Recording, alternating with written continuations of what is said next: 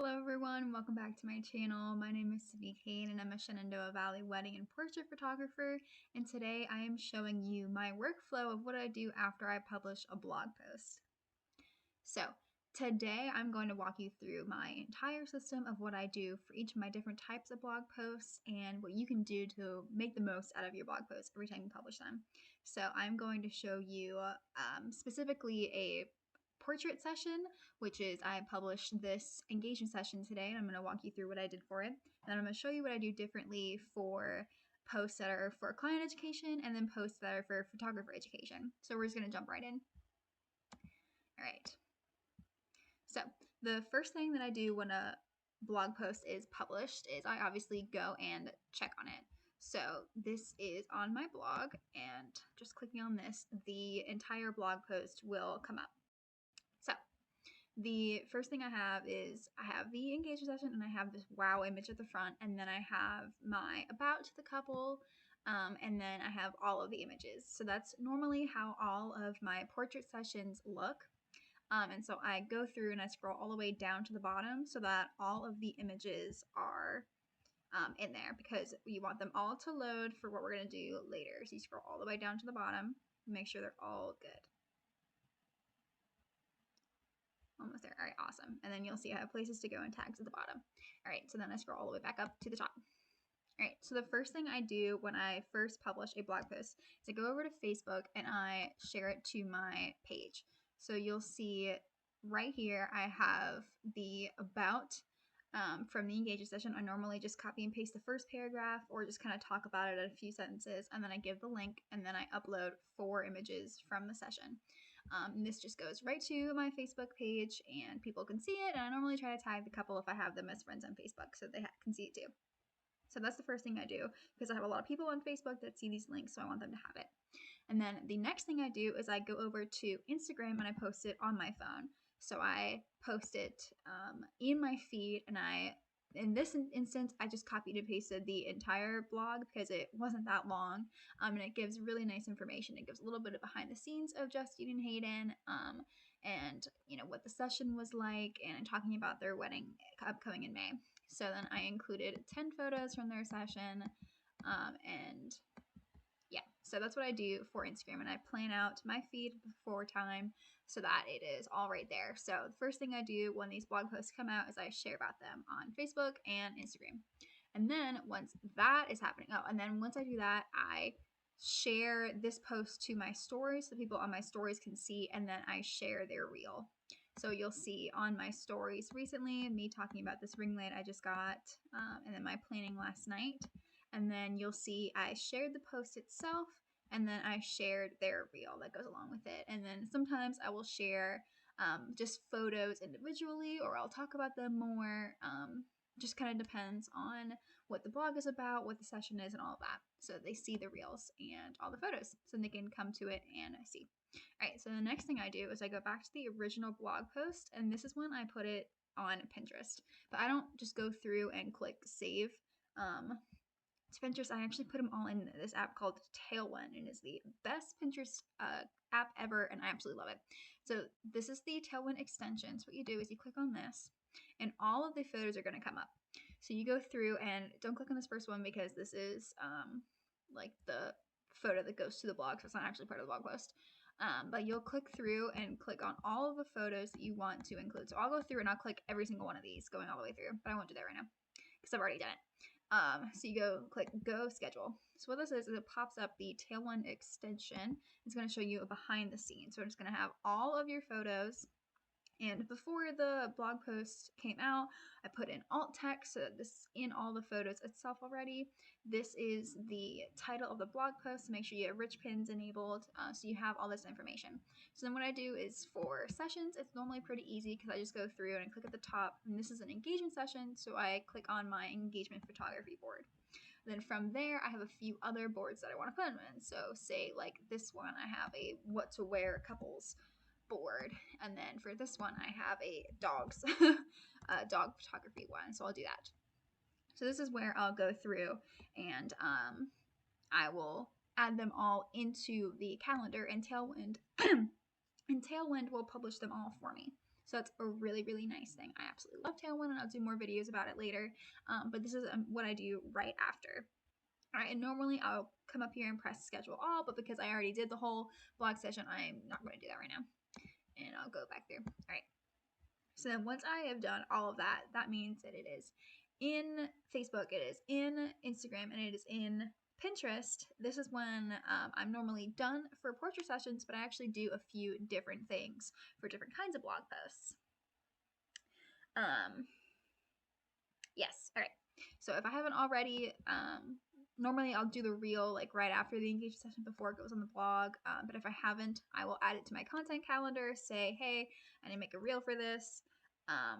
Or I'll make sure that this is in my content calendar for the Instagram post. All right. So when it is a educational posts for my clients, so not for like photographer education, but for clients. So this is an all how to pick your wedding vendors. Let's say I just published this. So there's a few different things I do. So number one, there's a main image up here and then an about, and then there's always going to be like subheadings and little things. This is where to find your vendors, and then what to do when you find your vendors, and then how to pick vendors during COVID-19. So it's like different subsections within each.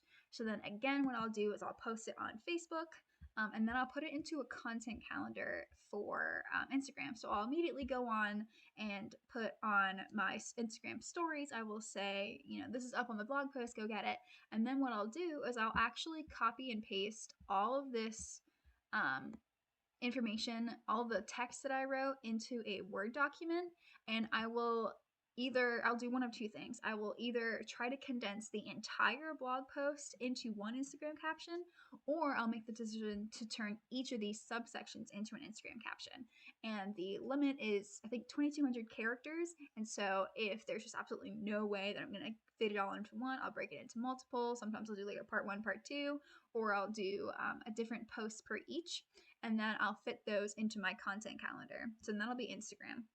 And then I'll also put into my content calendar when I'll make a reel for this blog post, because I want to make sure that I get all this content out in absolutely every way. And then so I'll put all that into the content calendar, and then I'll do the same thing with Tailwind. But you'll see down at the bottom, for all of my education posts, I actually made Pinterest pins for all of them. So what I do is I come up here to Tailwind, and again, I will click all the photos, and I'll make sure I'll do all of these, but I go schedule. But one thing I do differently that I don't do for portrait sessions is I actually put these into communities, which is a thing in Tailwind in which you can, like, for example, this is all inclusive weddings and honeymoons. So this is telling me it's already been in here because I already put these in here. But this is a group of hundreds, if not thousands of people that are all pinning the same things, and you help pin each other, and it gives you like thousands, if not hundreds of thousands more views on your pins if people decide to repin them. So communities are really awesome, and that's what I do for all these Pinterest pins. I don't normally do it for these, but I still add these to like tips for couples and stuff like that. And I also put that in wedding photography, in my wedding photography board as well, so that they're pinning to multiple things. And I'll do more videos about Tailwind later. It is really awesome. I love it. All right, we're going to get out of there. So another thing that I do for tips for couples blog posts is I will add them to my templates for HoneyBook emails. So I have a whole system in which if this would obviously go into a planning your wedding email. So I send out emails to all my couples with the links to all my blog posts and say, here are all the things that'll help you plan your engagement session, and then here are all the things that help you plan your wedding, and I'll send them at different times. So I would add this one when it goes live to the email that's going to send out how to plan your wedding, stuff like that. So I add that to that email.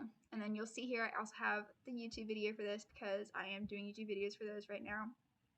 But that is what's different between this. So putting it into Instagram is a little differently, and putting them into Pinterest a little different, and putting them into email lists a little different. All right, but I'll also still put them on Facebook and share them everywhere again. And then I'll also have the reel. Don't forget about that. All right, and then the last kind of blog post I do is photographer education. So this is 3 ways to use blog posts after you publish them. And this goes even further than to what I'm doing now. So I have my photos, I have my YouTube video, and then I have them in different locations. So this one is, the first sub point is send them to current and potential clients, and then the second sub point is, make Pinterest pins to reach a bigger audience. So then if this is a photographer education, what I'll do is I will add them, same thing, add them to Tailwind, add them to communities, do all that. I will still publish them on Facebook. I'll make the reels for them. I will put them immediately onto my Instagram stories. I will more than likely split them into different Instagram posts, make sure they're 2,200 characters in that document so I can just copy and paste them later, add that all to my content calendar. And the last thing I do right after I publish these photographer education posts is I put them into my email, and I email that out to my list of photographers that like to get this information, and all the education I send them through their email. So that is what I do with that. But yeah, it normally takes somewhere between, I don't know, sometimes it can take 20 minutes, sometimes it could take 30, 40 minutes, depending on how much work I want to do at that time, depending on how many images. For this engagement session, there's only about 30 images, but sometimes for weddings, when there's like 100 images, it takes more time to go through because I want to add them to different Pinterest boards, so I get the maximum amount of reach.